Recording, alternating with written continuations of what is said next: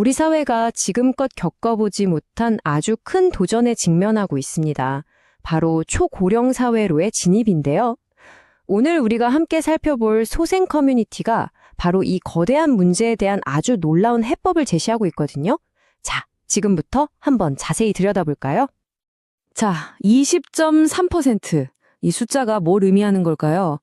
이게 불과 1년 뒤, 그러니까 2025년이 되면요. 대한민국 인구 5명 중에 1명이 65세 이상이 된다. 바로 이런 뜻입니다. 공식적으로 초고령 사회에 들어선다는 건데 전 세계적으로도 이렇게 빠른 속도는 본 적이 없을 정도예요. 근데 이게 그냥 인구 구조가 좀 바뀌는구나 하는 그런 단순한 통계 이야기가 아니에요. 이건 바로 우리 주변, 정말 수백만 명의 삶이 걸린 아주 중대한 위기라는 뜻입니다. 맞아요. 이 차가운 통계 숫자 뒤에는요, 정말 많은 어르신들이 겪고 있는 고통스러운 현실이 숨어 있습니다. 빈곤 문제도 있고, 또 깊은 외로움이나 무기력감 같은 그런 문제들이죠. 근데 진짜 안타까운 건요, 많은 분들이 이런 사회적인 문제를 전부 내 탓으로 돌리면서 자존감마저 잃어간다는 사실이에요. 물론 정부도 손 놓고 있는 건 아니죠. 기초연금도 올리고 노인 일자리도 늘리고 여러 정책들이 있긴 합니다.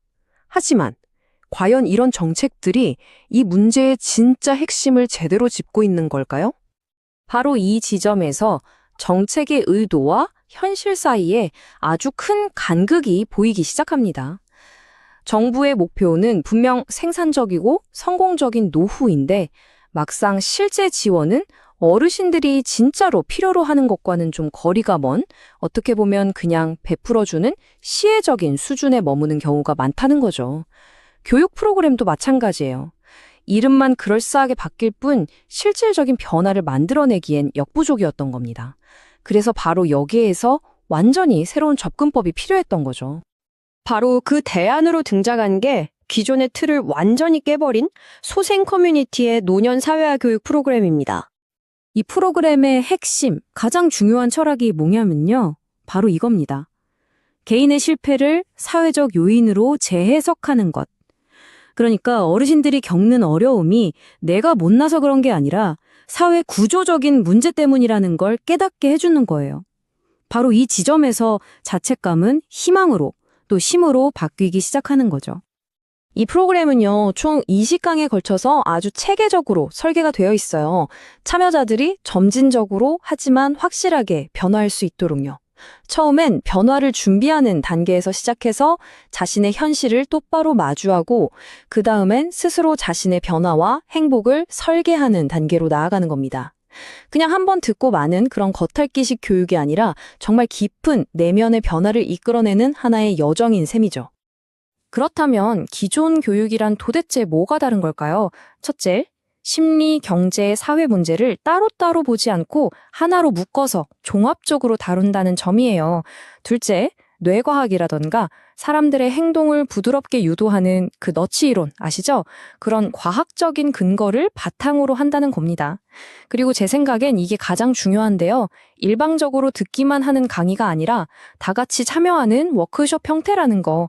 그리고 여기서 배운 게 그냥 배움으로 끝나는 게 아니라 실제 경제 공동체를 만드는 구체적인 행동으로까지 이어진다는 점입니다.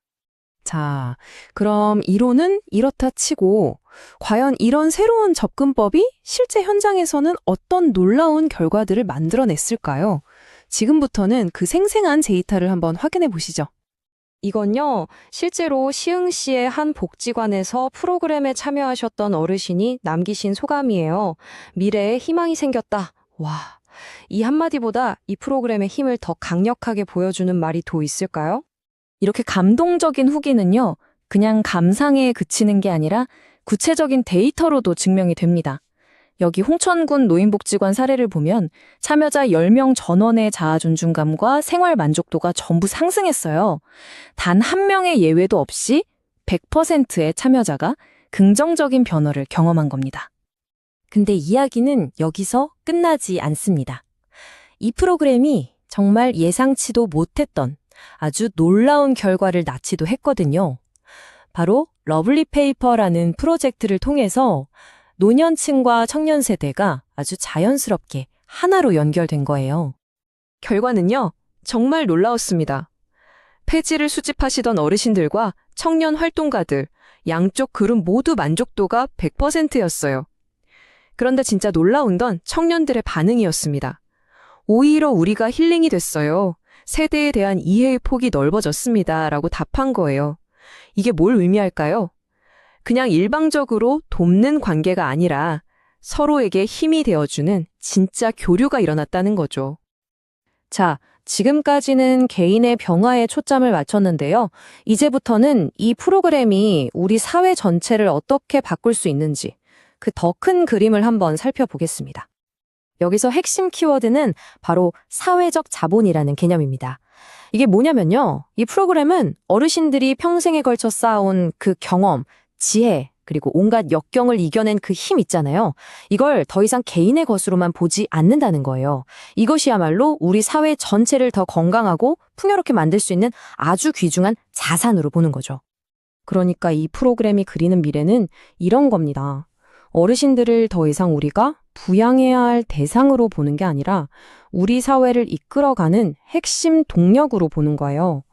예를 들면 그분들의 경험을 살려서 새로운 사업을 만들고 젊은 세대에게는 지혜를 나눠주는 멘토가 되고 또 평생 몸에 밴 그 저력 정신으로 지속 가능한 경제를 이끌어가는 주역이 되는 것. 상상만 해도 멋지지 않나요? 결국 이 모든 이야기의 최종 목표는요, 노년층에 대한 우리 사회 전체의 인식을 근본적으로 바꾸는 겁니다. 즉, 보호해야 할 수동적인 대상에서 우리 사회의 문제를 함께 해결하는 능동적인 자원으로 그 역할을 완전히 재정의하는 거죠. 예를 들면 어르신들의 지혜를 활용해서 골치 아픈 환경 문제를 해결하는 문제 해결사가 되는 것처럼요. 자, 마지막으로 이 질문을 한번 던져보려고 합니다. 어쩌면 지금 우리 사회의 가장 큰 도전 과제로 여겨지는 이 초고령 사회라는 현상이 관점을 딱 하나만 바꾸면 우리 사회의 가장 위대한 자산이 될 수도 있지 않을까요? 노년층이라는 그 거대한 잠재력에 대해서 우리 모두 다시 한번 깊이 생각하게 만드는 그런 질문인 것 같습니다.